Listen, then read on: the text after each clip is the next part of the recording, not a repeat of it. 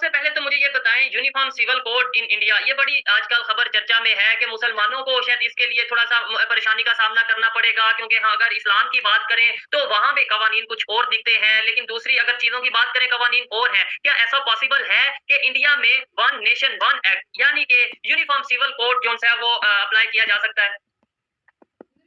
देखिए 23 नवंबर 1948 में common civil code के बारे में पहले ही बात कर दिया गया था, ठीक है? और ऑलरेडी हमारे संविधान में 5 बार शैल वर्ड यूज किया गया है।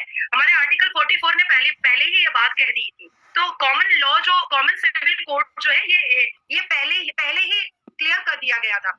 Uniform civil code is a proposal in India to formulate and implement personal laws.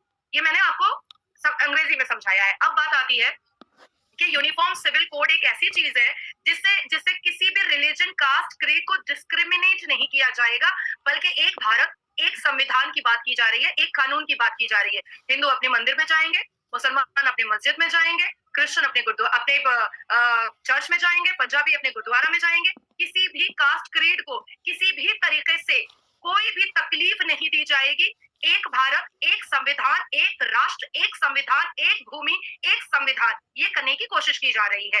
अब यहाँ पर मैं आपको थोड़ा सा डिटेल्स में विस्तार में बताऊंगी कि क्यों मुसलमान, हमारे हिंदुस्तान के कुछ मुसलमानों को तकलीफ हो रही है और उनको उनके पेट में दर्द और उनको लूज मोशन क्यों स्टार्ट हो चुका है हमारे हिंदुस्तान के मुसलमानों को। क्योंकि उनको ऐसा एहसास होने लगा है कि यूनिफॉर्म सिविल कोड अगर आ जाता है तो जेंडर इनइक्वालिटी खत्म हो जाएगी।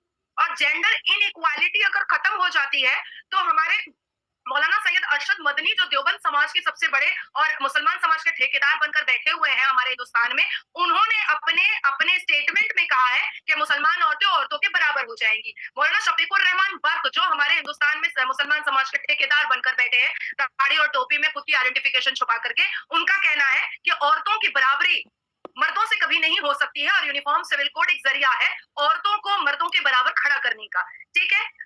उसके बाद फिर मौलाना तारिक जमील की बात करते हैं तो उनको भी यूनिफॉर्म सिविल कोड से बहुत बहुत नफरत है।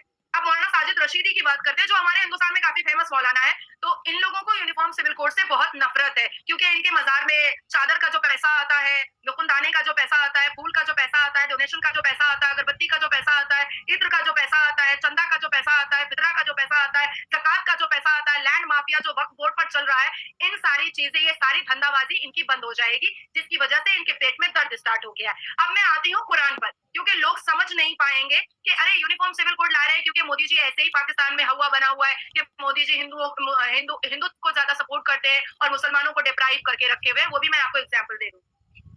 हलाला, सूरह अल बकर वर्सेस 2.230 में ये साफ लफ्जों में लिखा हुआ है, हलाला इज अ सिन। कुरान कहता है इकरा, पर हमारे मौलाना कहते हैं मत पढ़ो, लड़कियां मत पढ़ो, और लड़के ऐसे भी पढ़ने में कोई दिलचस्पी रखते नहीं है। मुसलमान लड़के, मुसलमान लड़कों को फ्यूचर, करियर, इंजीनियर, डॉक्टर बनना, साइंटिस्ट बनना, इन सब चीजों में, पायलट बनना, इन सब चीजों में कोई दिलचस्पी होती नहीं है। कुरान कहता है जेंडर इक्वालिटी के बारे में सूरह अन निसा में, पर मुल्ला कहता है, मौलवी कहता है कि जेंडर इक्वालिटी नहीं होने देंगे, हम मुसलमान औरतों को अपने बराबर में आकर खड़ा नहीं होने देंगे, जबकि कुरान कहता है सूरह अन निसा में कि जेंडर इक्वालिटी। अब आते हैं सूरह अल अहज़ाब में चैप्टर 33 वर्सेस 59 में, जिसमें जिल्बाब वर्ड अरबिक में यूज किया गया है, जहां पर यह बताया गया है कि औरतों को लूज कपड़े मतलब लूज आउटफिट पहनने की जरूरत है। हिजाब, बुर्का, अबाया, इन सारी चीजों का कोई भी जिक्र पूरे कुरान में नहीं है। ये मैंने आपको पूरा पूरा कुरान के हवाले से बता दिया।